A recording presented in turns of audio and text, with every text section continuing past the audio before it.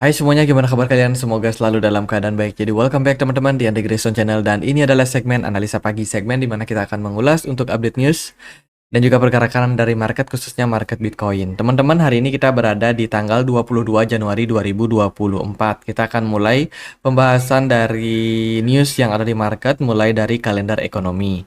Nah, kita kan udah mulai nih masuk ke weekdays lagi ya teman-teman. Weekend udah berlalu, kita akan dapat closing time frame weekly untuk Bitcoin di perdagangan hari ini, dan menurut saya akan sangat penting.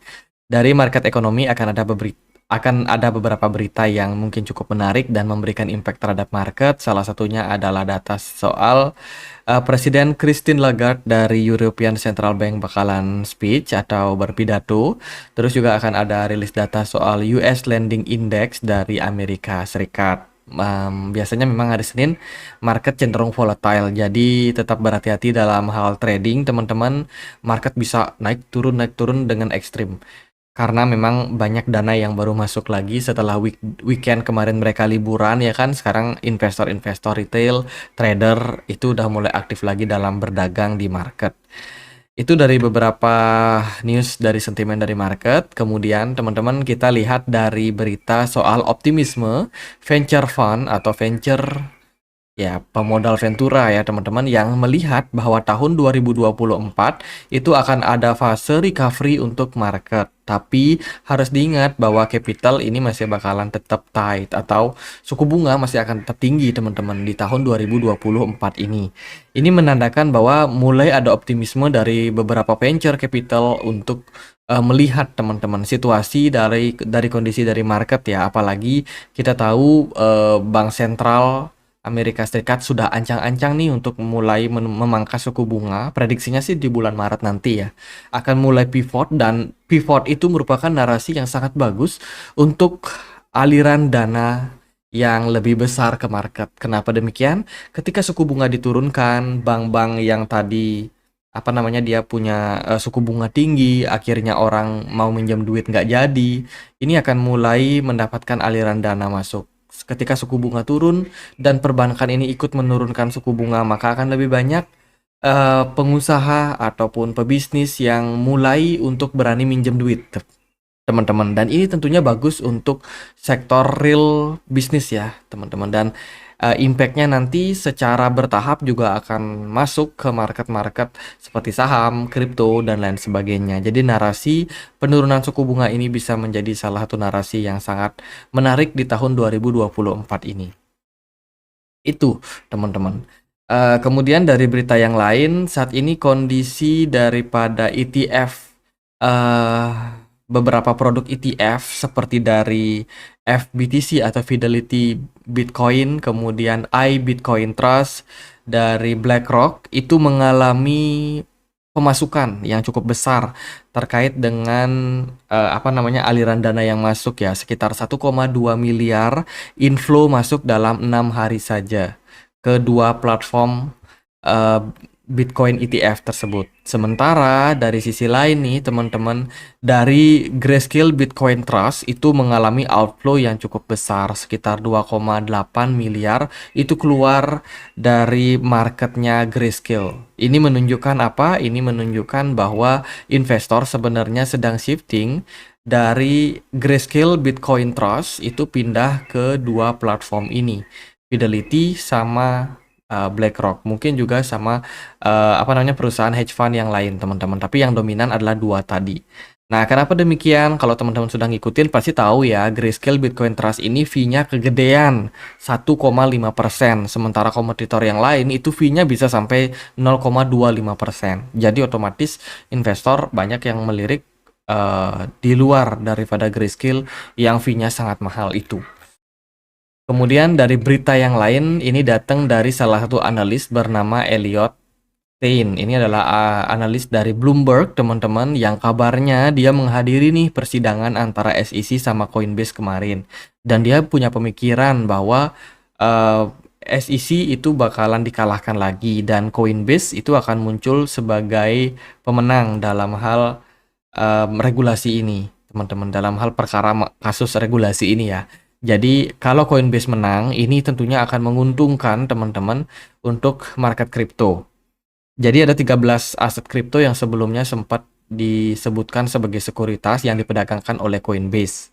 Dan aset-aset tersebut itu beresiko banget kalau Coinbase sampai kalah, teman-teman. Kalau Coinbase yang kalah, maka hati-hati tuh yang punya Cardano, Matic.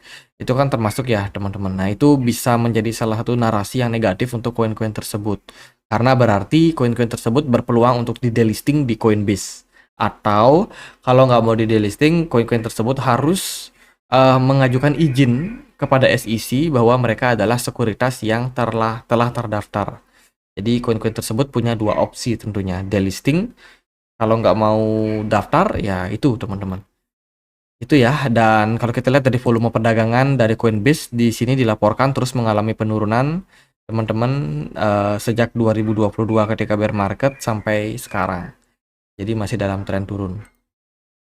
Itu kemudian dari pembahasan yang lain datang dari CryptoCon. CryptoCon melihat posisi saat ini kita ongoing untuk mencapai Fibo 0,786. 0,786 ya, benar teman-teman. Kalau kita lihat dari chartnya, ini adalah chart yang mereka bikin ya, dan melihat situasi dari kondisi market, teman-teman, kalau diperhatikan setiap Bitcoin ini memasuki atau mengakhiri fase pre-bull market dan menjelang masuk ke bull marketnya, itu dia selalu struggle ya, membentuk yang namanya mid top. Mid top ini adalah posisi di mana Bitcoin itu cenderung masih dalam posisi yang struggle, teman-teman, dan biasanya dia ketahan di Fibo 0,786%. Nggak isi persen sih, 0,786. Itu biasanya dia ketahan di level tersebut dan diwakili dengan tanda ungu atau titik ungu di sini.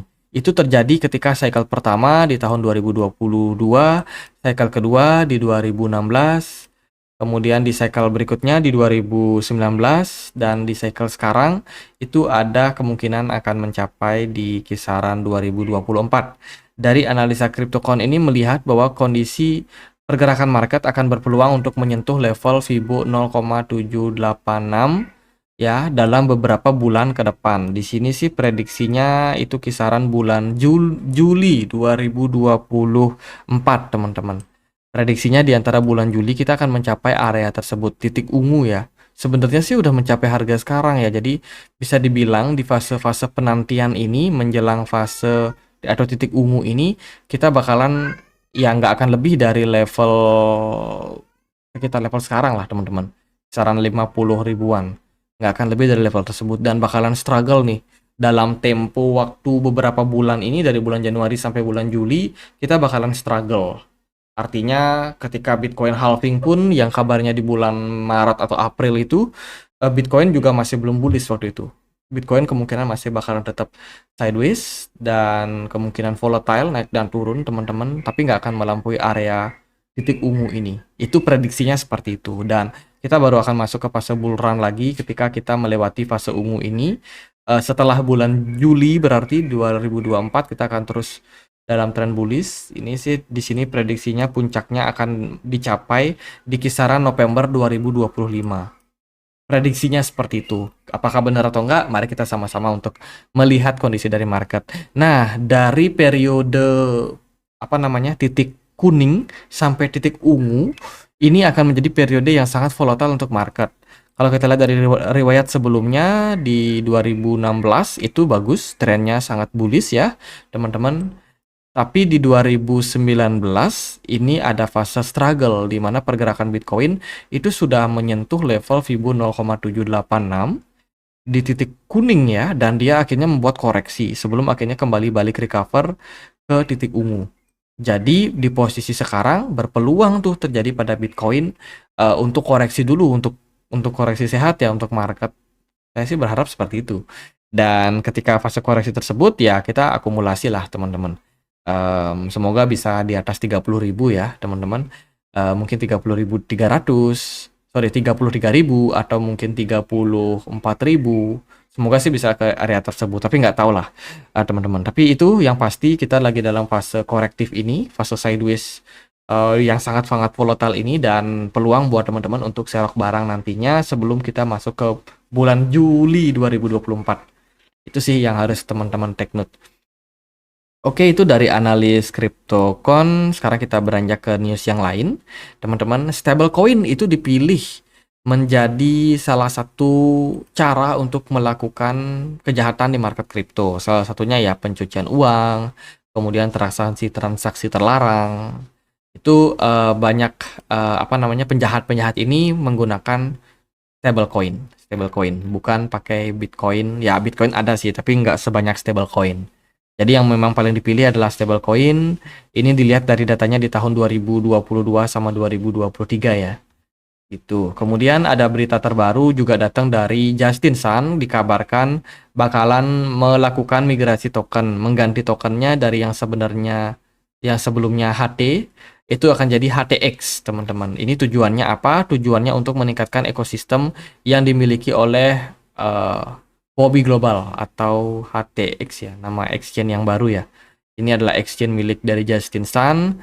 Nah, itu berfungsi untuk apa namanya? Ini memberikan semacam bonus trading fee sampai 50%. Ada diskon ya, teman-teman.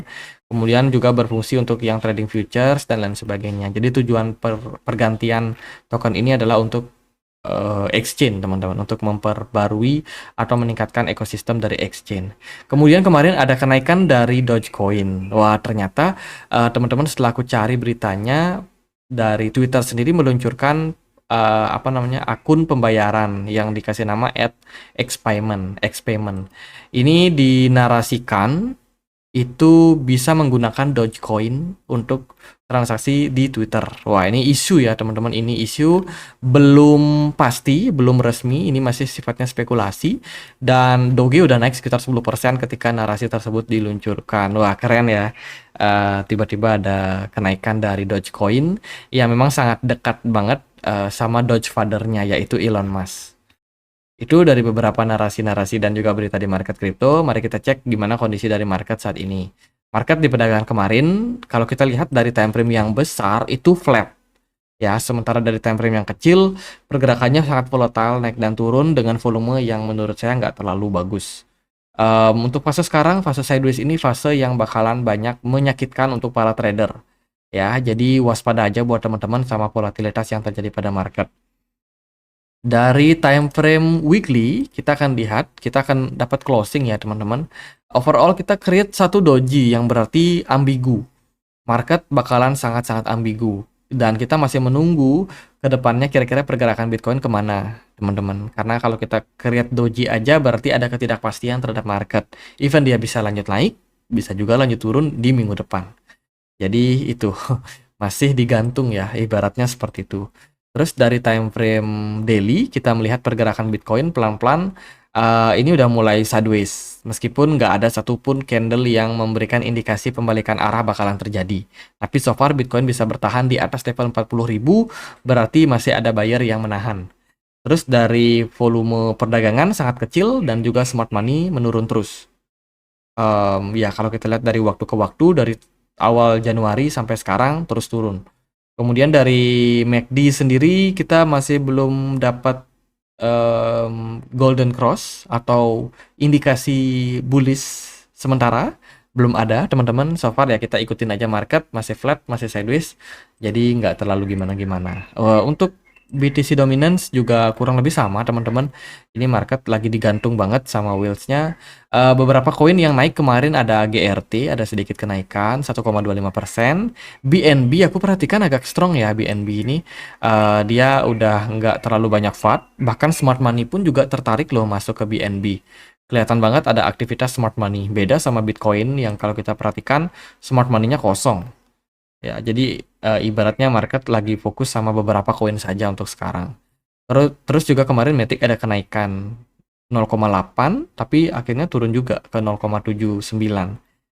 Beberapa koin yang lain yang udah naik tinggi, Celestia udah mulai koreksi lagi, Shiba Inu lanjut koreksi, kemudian ada beberapa koin yang menurut saya nggak terlalu jelas whales-nya, ini kayak Loop, Layerium, ini benar-benar koin dimainin terus ya teman-teman. Terus Bryce juga naik sekitar 3,6%. Lalu INJ ada sedikit kenaikan, WLD, ya itulah beberapa altcoin lesu, Bitcoin menurut saya juga lesu. Tapi ya ada aja yang naik teman-teman. Doge naik, terus BNB juga naik. Jadi itu sih dari kondisi dari market. Untuk sekarang secara teknikal saya rasa masih bakalan seperti ini aja. Ingat hari Senin waspada sama volatilitas, kita ikutin aja kemana arah market. Kalau saya pribadi lagi nunggu koreksi teman-teman. Jadi semoga nanti bisa dapat harga-harga murah buat kita cicil beli. Target saya sih nggak jauh-jauh ya, di bawah 38.000 aja saya akan bersedia untuk kembali akumulasi teman-teman. Jadi nggak nunggu yang dalam banget, nggak berusaha nyari bottomnya di mana juga. Jadi ya intinya kalau dia udah turun dari 38.000, cicil koin-koin yang menarik teman-teman. Jadi cicil dan sabar ya. Ingat tadi kita lihat dari analis CryptoCon melihat bahwa bakalan sampai di bulan Juli kemungkinan market akan sideways menurut mereka. Jadi bukan menurut saya ya, saya cuma menyampaikan aja. Jadi kurang lebih kayak gitu sih teman-teman untuk kondisi market dari sekarang. Semoga video kali ini bisa bermanfaat. Teman-teman, kita punya komunitas diskusi di Telegram, tempat aku untuk update berita terbaru tentang market kripto. Bagi teman-teman yang mungkin tertarik untuk join, silakan untuk join. Linknya ada di kolom deskripsi video ini. Jadi gitu aja. Semoga videonya bisa bermanfaat dan akhir kata saya Andre. Makasih.